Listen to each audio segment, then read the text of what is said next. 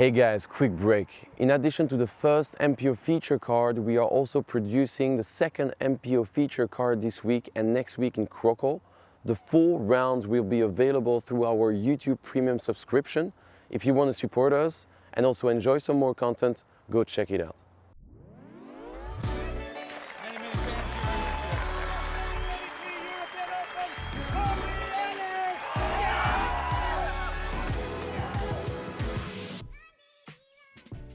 Hello and welcome to the final back 9 MPO lead card of the 2025 PCS Open in Øverås, Norway. This coverage is brought to you by MDG Media. This is an incredible final back 9 to decide who will be your next Disc Golf Pro Tour Europe Elite Series champion. I'm Connor Wood, and with me, Mr. Elias Luukkonen. What's up, Connor? What's up, viewers, and welcome to the back 9. We have a tight situation in the field where our lead card, none of the players are actually leading the tournament. Our lead card is at best at second place as far as Gannon Buhr. Sylvan Tipton from the chase card is leading the event. Mio Hämäläinen from the chase card is tied for third. Gannon Buhr second. Adam Ham is tied for third. Anthony Barela just one stroke back of that, tied for third position. There's a lot of things that can happen. I'd say at least 5, 6, even 7 players in the mix to win the tournament. And we're gonna see what happens on this hole number 10. Starting the back 9 with a very tight, very short hole, only 153 meters. So you wanna throw a flex shot off the tee with potentially a very overstable fairway driver. Even though the distance would suggest a mid-range, even a putter off the tee, you want to throw a fairway for the extreme right to left fade at the end. If you throw a good 90-meter flex shot off the tee with a backhand, you're going to be left with a 60-meter forehand to the green. A very touchy hole that doesn't require distance, but just only pure accuracy.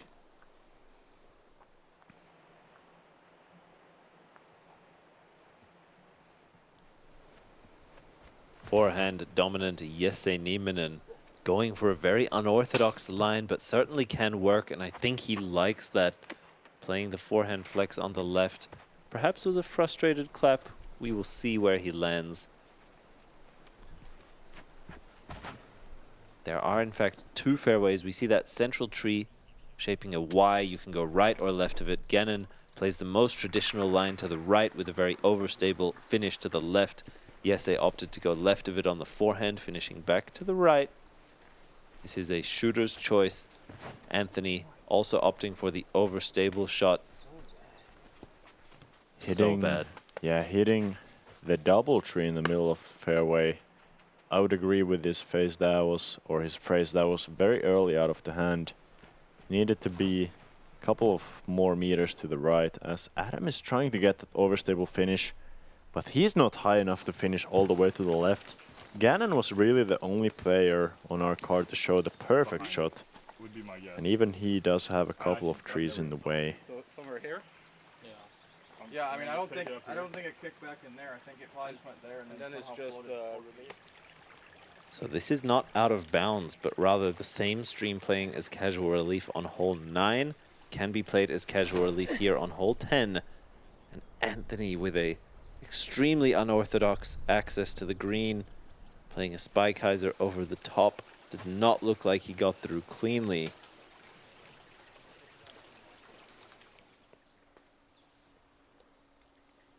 See where Jesse is now.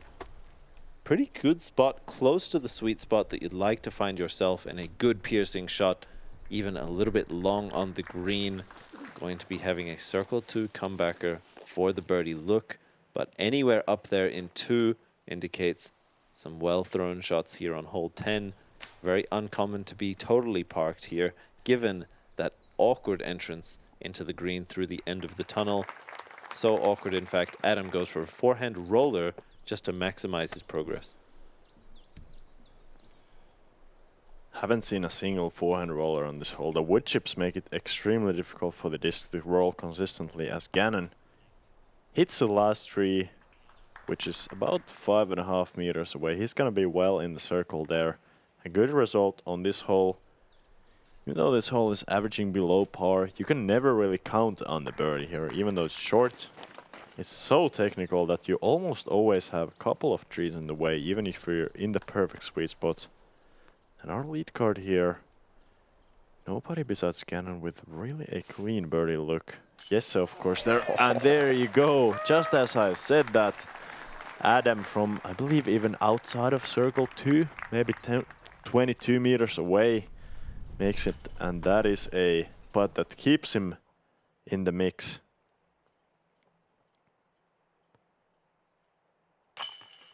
A very healthy putt from Jesse as well. 2 under for the round now. Had a nightmare start. At one point, I believe, 3 over through the first 6 holes. Is now continuing to battle his way further below par and push for those podium positions.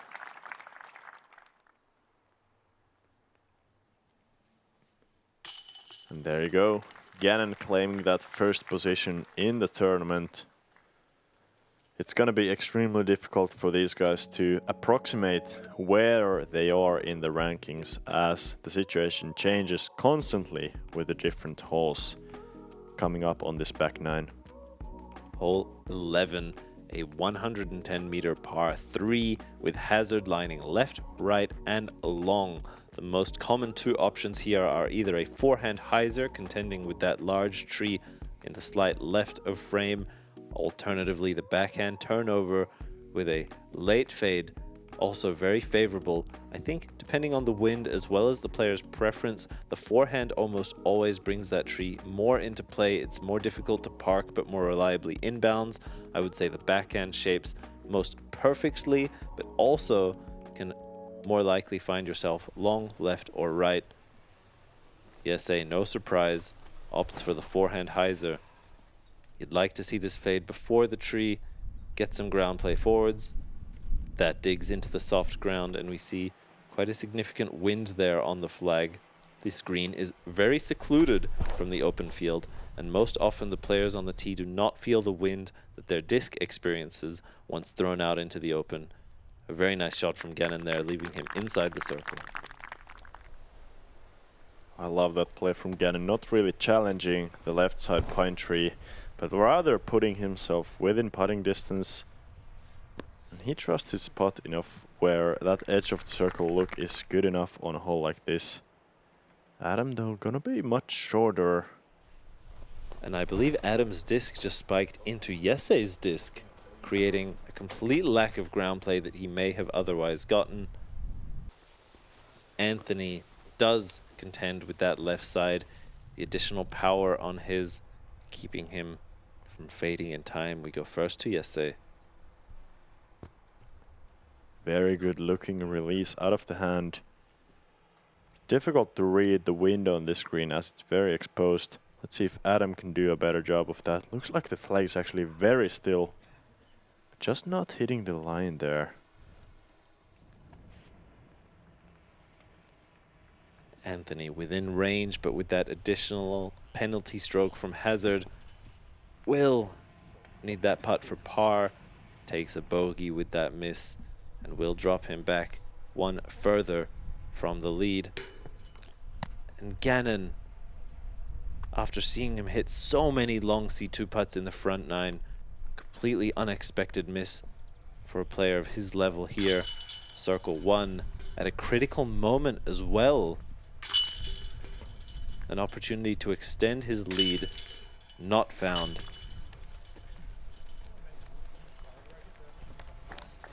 That would have been a huge putt to make from Gannon, even though it was short, just 7 meters away from the basket. A 2-stroke lead going into hole number 12, which, I mean, this hole is difficult. It's the most difficult hole on the course. That would be just huge. We have 210 meters here on this hole number 12, par 4.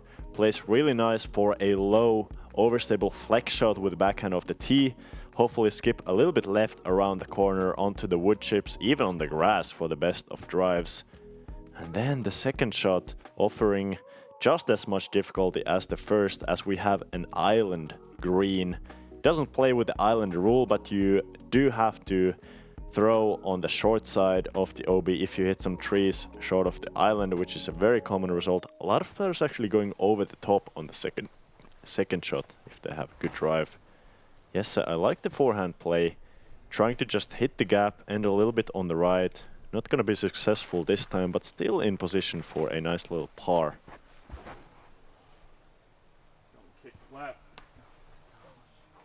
Buhr asks to not be kicked left. A solid connection with that tree. Does not hit the gap cleanly. We go to Adam.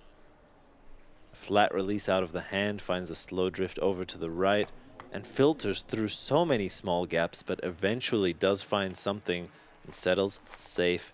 He may have an opportunity to go for a super risky island crossing. More likely he will pitch out from there into the peninsula and play for par at this point. AB with a picture-perfect drive anywhere near that tree is a great spot to try and cross into the island on the next shot.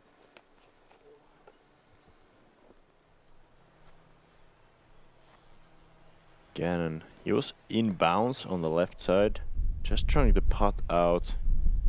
And that's gonna be in position while gonna be a difficult shot to the green. He does have an opportunity to still save a par. Same thing for Jesse. Both of the players have about, I'd say 110 meters to the basket from there.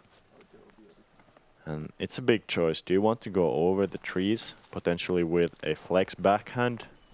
Or do you want to go and try and hit the low gap, which brings in the opportunity of taking a huge number if you hit the trees on the right? And this one needs to get through.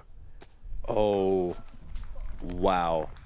Does fire OB long, but gets through to the green. It is such a difference to be OB long compared to OB short, because it allows you to play your next shot from on the island and within putting distance.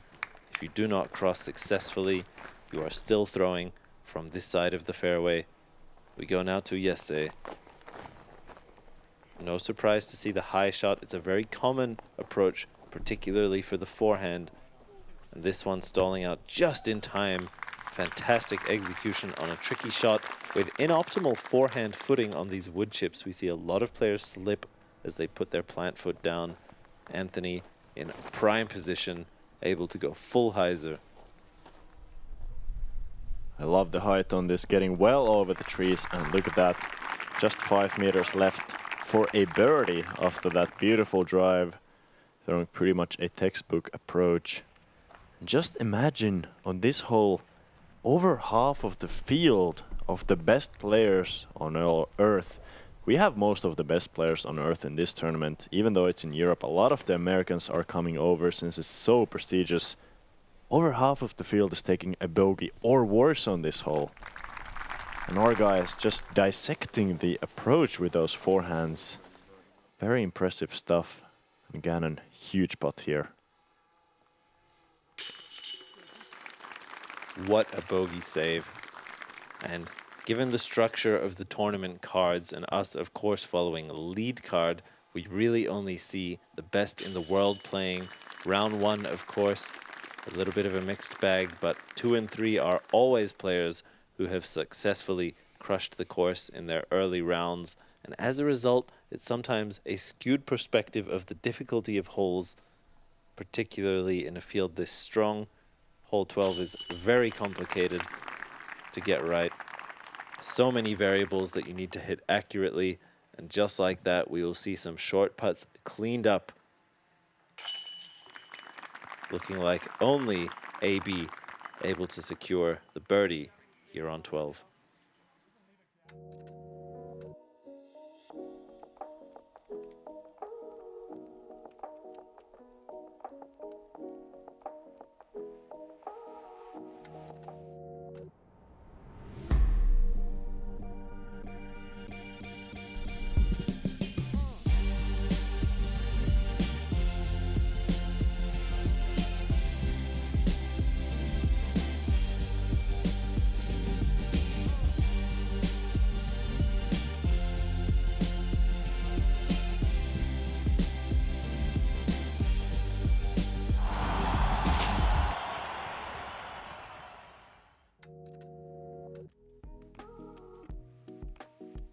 we continue to hole 13. A very attackable par 4 at 222 meters, particularly with a non-headwind circumstance. You have this initial drive over the water, most commonly played as a flex or hyzer flip. Anything near these two rock walls will indicate a good landing zone. For the biggest arms, you can even go past that in one, leaving you approximately 100 meters into the green, most commonly giving players two options on their approach: to throw a laser drive low through the trees or a spike hyzer over the trees, trying to crash into the green. You have OB lining left, right, and long, funneling narrower and narrower towards the basket. We go first to AB, who I expect to try and push as much distance as he can get. Not pleased with the release. We can only guess if he went OB right or OB left. My guess is OB right, since there is a strong headwind on this hole. A hole that has been playing very easy in the rounds past, now averaging a quarter of a stroke above par for the field. The headwind is making this so difficult. All of these high shots just really don't know what they're gonna do since they leave your hand. Both AB and Jesse left with their hands on their hips, confused by the flight of even their more stable drivers, over stable drivers even. Adam gets a bit of a read and says, I'm going to throw a low straight drive, managing the wind a little bit better and not exposing his disc as much to the elements. We will see if Gannon learns from that, but he too opts to go over those early trees, just trusts the hyzer on the release. The advantage of going fourth taken in full effect there. Lovely angle control there. Fading slightly to the left, but somewhere near those rocks is pretty much the ideal position in this wind. As looks like AB did go OB right, as we expected, with the headwind turning the disc over more, and has an opportunity to get all the way to the basket from here. I couldn't quite see the disc. I assume he's gonna be putting. There's more than one disc in the tree?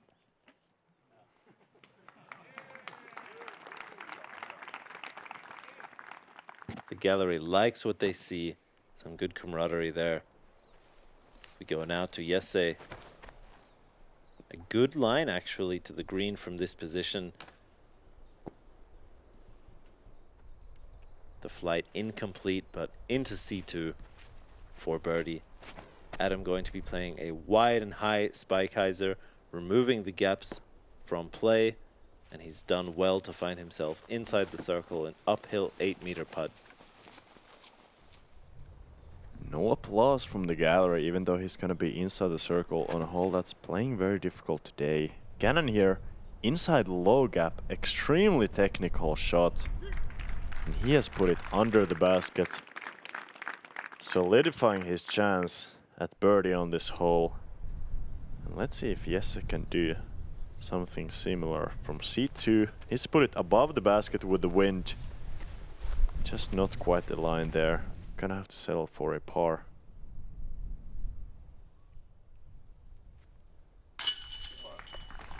Very nicely done by Adam. As the holes count down, fewer and fewer remaining. Every single putt is going to matter, both for momentum as well as for podium positions. Adam at 22 under, going to be matched by Buhr here. And the chase and third cards both have players with really hot rounds. You can see both Adam and Gannon only tied first at this point in the round, each with each other, as well as some chase card players. We move to hole 14. 128 meters. This hole going to the opposite direction as hole number 13, so this time playing with a solid tailwind. Although the trees on the backside of the tee are blocking it a little bit, it's definitely more of a tail than a head here. Plays perfectly for a straight to right finishing shot, calling for either a late fading forehand or an extremely late turning backhand. We have seen players struggle with making the turn as late as the fairway is calling for. And some people, potentially AB, potentially even Adam, going for that forehand, not trying to hit the fairway, but rather going over or even just through the left side trees. This is what Adam was trying to do in the last round. And the release looked very far to the right. I think he's not going to be within putting distance. Opening the door for Gannon potentially put this close and get a stroke. Playing the low piercing forehand does get through the majority of the fairway, caught up in circle 2, but he's shown to be proficient from that range, both historically as well as in this round. Anthony now has had a little bit of trouble with this hole, playing the power forehand over the top, a line reserved only for those with huge power. And he'll be looking downhill from just outside the circle. For Jesse, no surprises to see him going with forehand on this hole.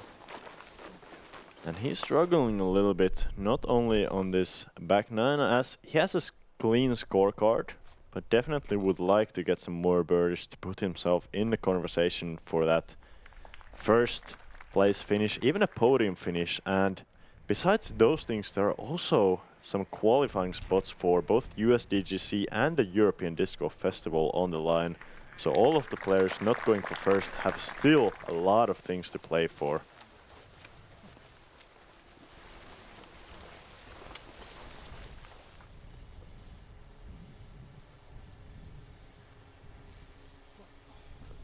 Gannon with the half bid there, a floaty attempt at trying to find the birdie. AB a touch closer, also looking down the hill, both of them on the right side. The comebacker now for par.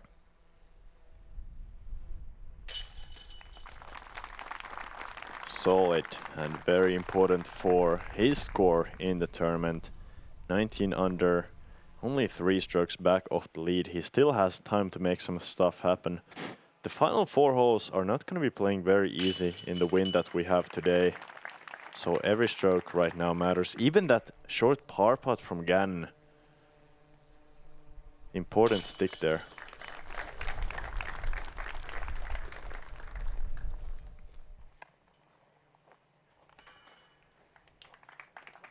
Just like that, the par frame collected for a lead card on hole 14.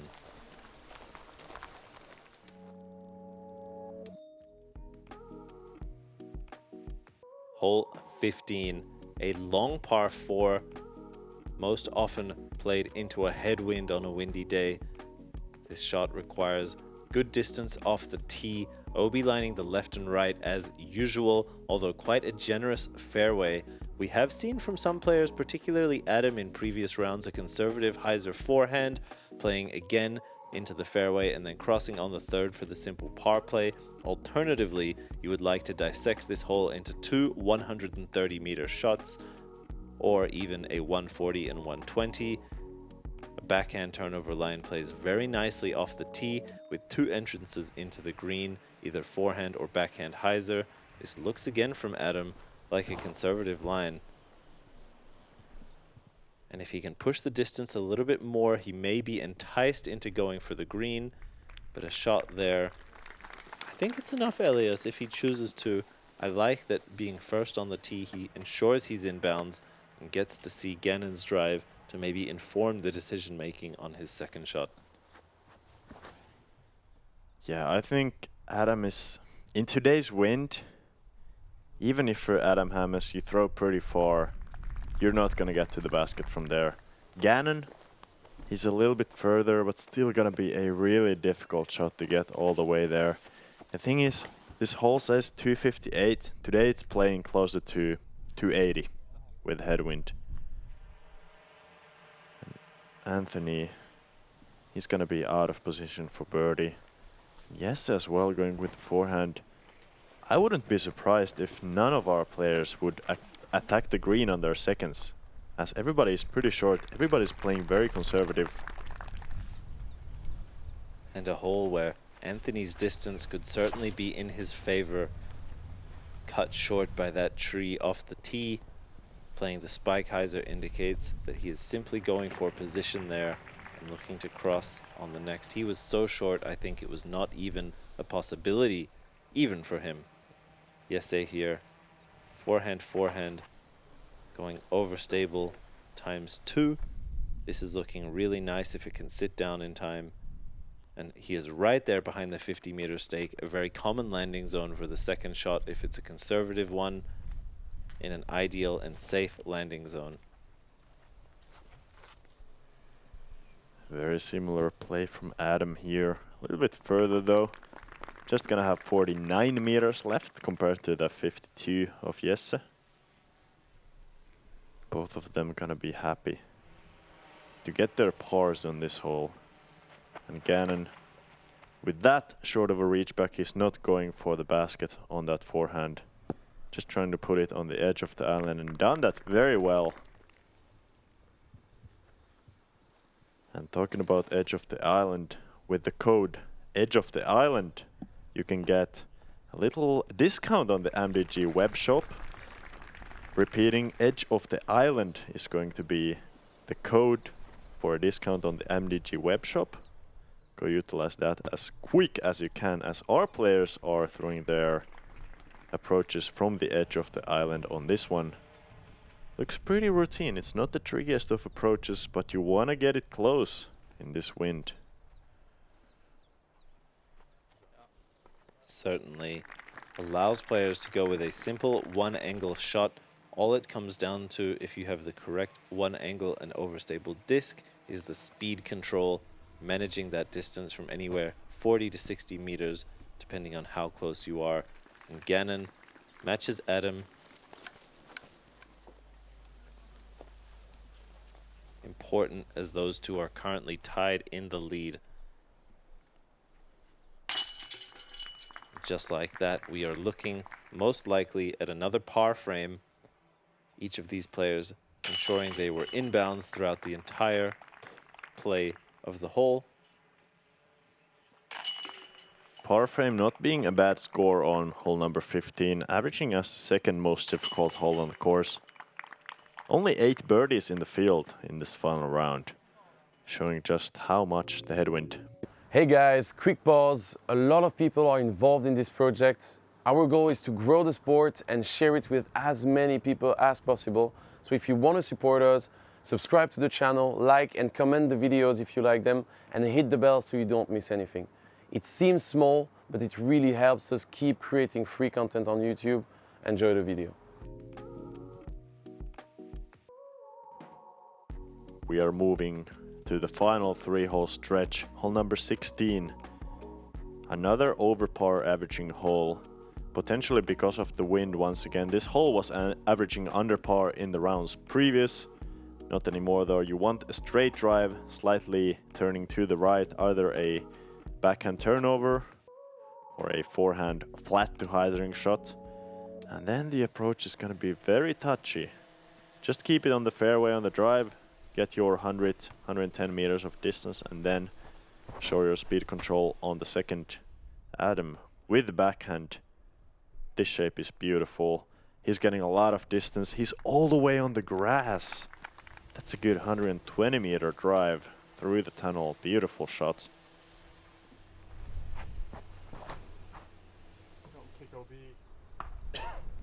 Gannon fortunate to kick to the right, but does find himself OB. Most commonly the left side coming into play, but a huge mistake there at a critical moment as the scores are aligning. AB as well. Hole 16, one of the most attackable birdies from almost anywhere, assuming your drive is inbounds. Plays very favorably. Jesse with a huge skip, a long roll, and a green flag found for him. Gannon now, second throw, third stroke. It is going to be extremely important that he find himself safe and up the fairway. And I think his drive was actually inbounds, but this shot being OB, very unfortunate kick there. So yeah, I think he was actually throwing his second shot there, but now he's gonna be throwing his fourth from the edge of the OB. A critical moment in the Battle of the Fun Round as Anthony Barela, big forehand hyzer, doesn't sit down. Very surprised. I feel like this green doesn't really offer a lot of rollaways. And that was so spiked, it was effectively a tombstone.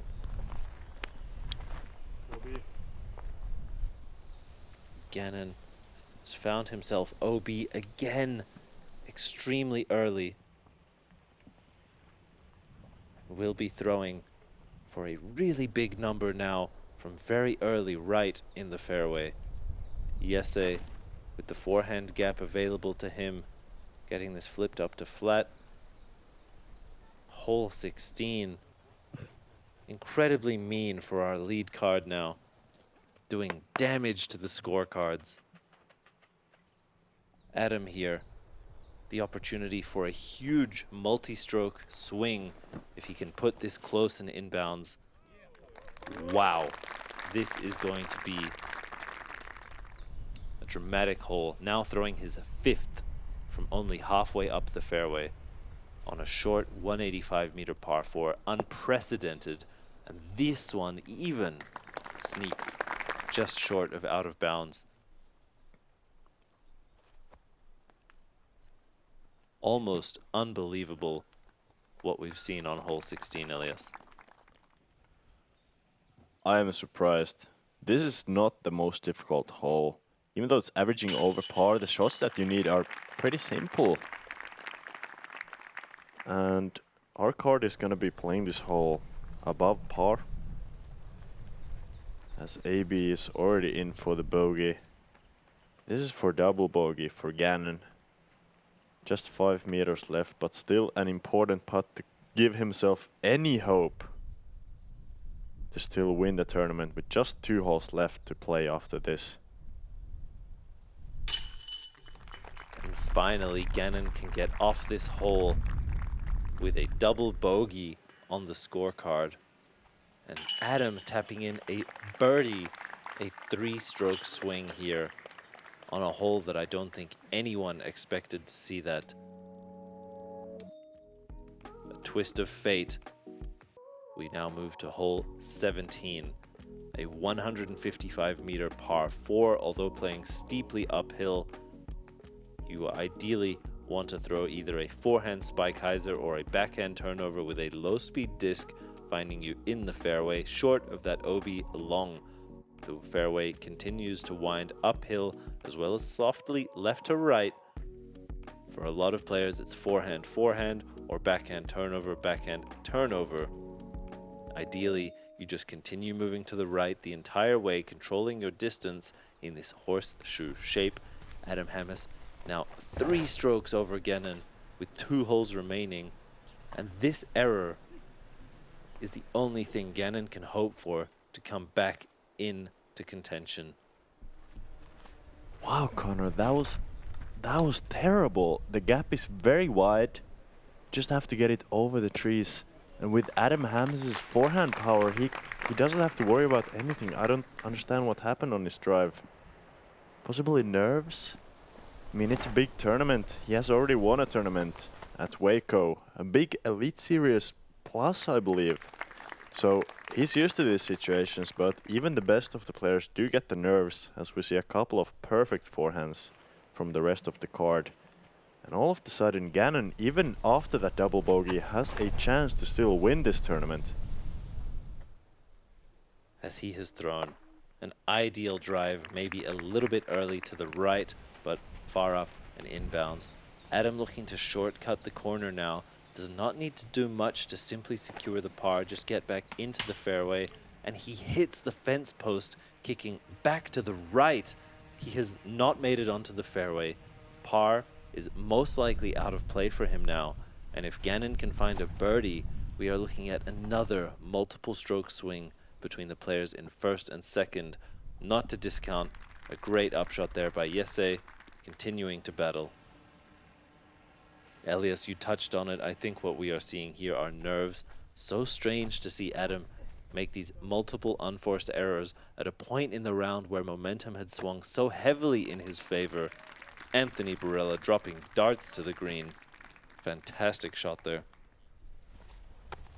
Showcasing big forehand power. I can tell you from experience, getting over those trees with a forehand with his uphill grade is not easy, even for players with some solid forehand power. As Gannon, important shot. He's gonna be inside the circle, just inside the wood line. But the rocks that he just barely trickled over are about 8 meters. So definitely a good chance for birdie. As Adam here, very tricky shot to get even within putting distance, and that's not gonna be inside of circle 2. He's gonna have a long look, a really outside look for par on a hole that is not very difficult. This is the second easiest hole on the course. Sit down, dude. Stop this. And even this is a fantastic break off the rock. That putt was nowhere near where he wanted, but a fortunate rollback will offer him a short putt now. Gannon for the birdie to produce a 2-stroke swing, stabs it into the heart, gives himself hope going into the final hole 18. An incredible series of events in these last 2 holes that I think very few people could predict. Meanwhile, Jesse and Anthony continue to play for cash on the line, podium positions, qualification for future events.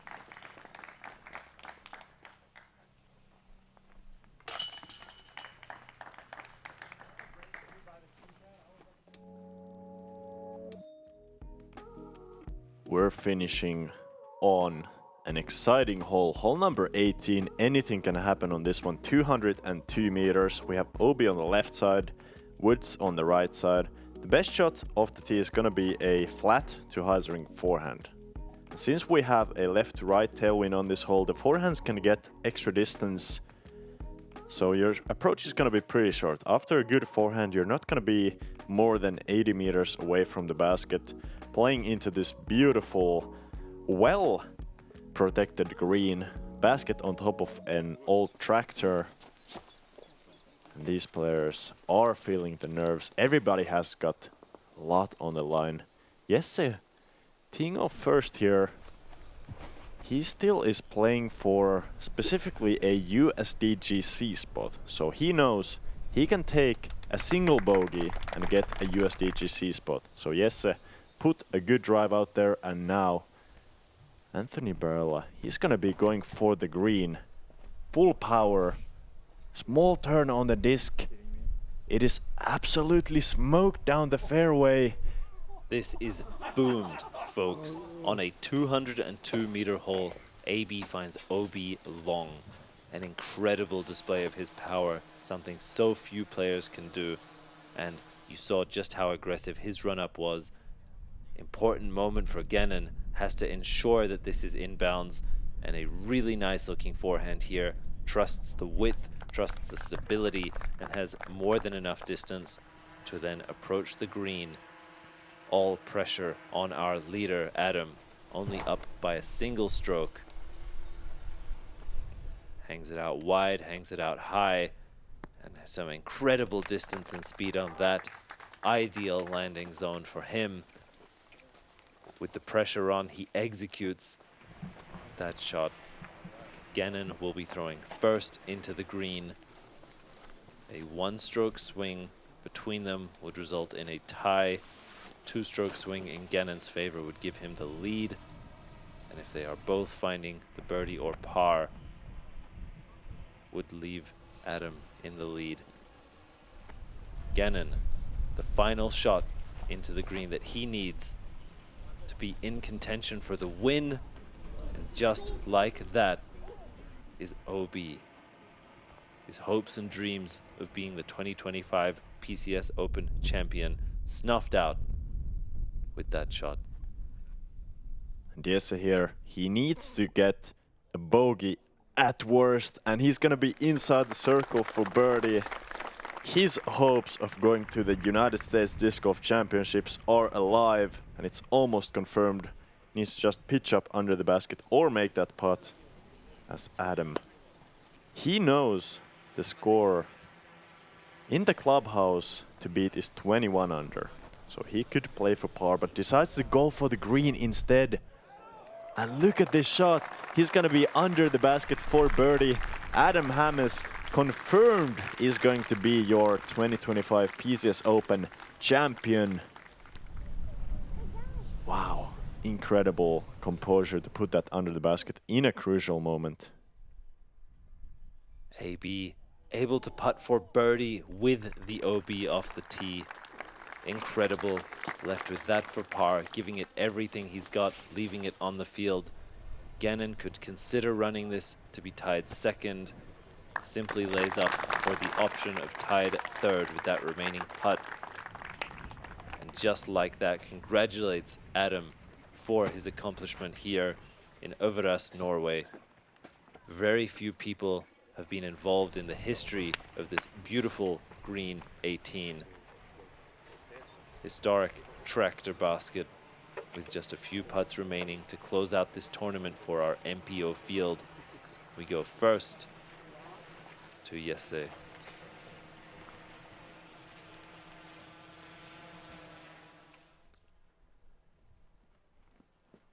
Jesse doesn't need to make this putt, but would like to finish on a high note for the gallery. A lot of people watching. We don't see it from this angle, but behind the camera there are about 300 to 500 people watching as Jesse drains it in the middle. Beautiful putt, and that putt will also put him tied for third place with multiple players already in the clubhouse. Anthony, a great showing this weekend, just shy of the podium positions. Gannon to secure his tied third position, along with Jesse, along with many others. And we see now, approaching the basket to tap in at this short putt, your 2025 PCS Open champion, Adam Hammes.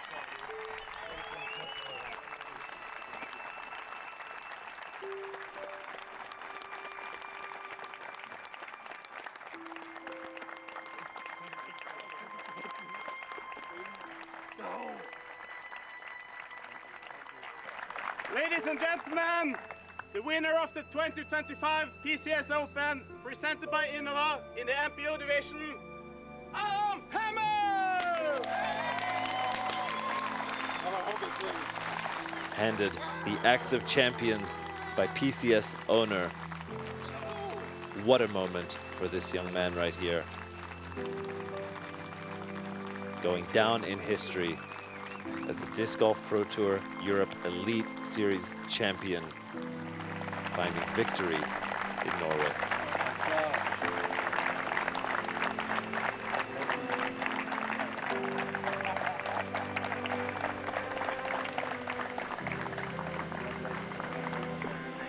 Where am I headed? Right here.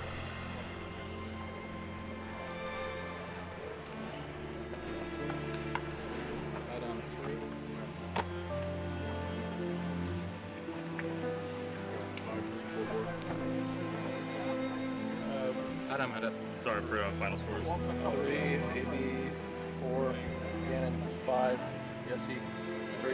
Yep. 5, 3, 4, 4. 5, 3, 4, 4. Yep. I have no connection. Adam, huge win, man. I don't want to ask much, but how do you feel? I feel amazing. To win in Europe, especially Norway. Of all the countries I've been to in Europe, Norway's got a special place in my heart, and to win PCS, man, dream come true. How heavy is that axe? It's probably like 20 pounds. Yeah, it's heavy. It's sick. It's really sick. Real quick, when you saw Gannon have that bogey on 16, did you think you had it clinched? Did you know, or? Yeah, I mean, it was a 3-stroke swing, man, and it's like, you know, if you just don't screw up anything, you're gonna win. You can go par, you're winning. And at 17, the nerves really got to me, and it just kept going inside. I just had to eventually just sacrifice and take the bogey, but then clutched up on 18. And any plans for tonight, for the future? How are you gonna celebrate? Well, the Norwegians know how to throw a party, and there's a big red barn right behind this camera that's gonna be full of people excited tonight, so I think I'm gonna come on over and enjoy myself. Cool, man. Any last words for your fans or sponsors or anyone out there? Shout out to my girlfriend back home. Shout out to my family, everyone watching back in the States and Wisconsin. Shout out to my sponsors, Discraft, Grip, Ledgestone, and Brixton Disc Golf Cards. Thank you so much. Cool, man. Congratulations, Adam. Thank you. Brendan. Appreciate it. And we can confirm, come over to the party. He did. Adam Hammes, an absolute joy on the dance floor as he is gonna be the champion. Big shout out to Mio Hämäläinen, shooting an incredible tournament. Actually his first Elite Series ever, finishing second. An incredible stat. Thank you guys for watching this tournament. Thank you Connor for commentating with me. It was really special. History in the making here on MDG Media. You can support us with a like, comment, a subscribe. You can head to the shop, but more than anything, all we ask is that you join us for the next event, PCS Open. We will see you there.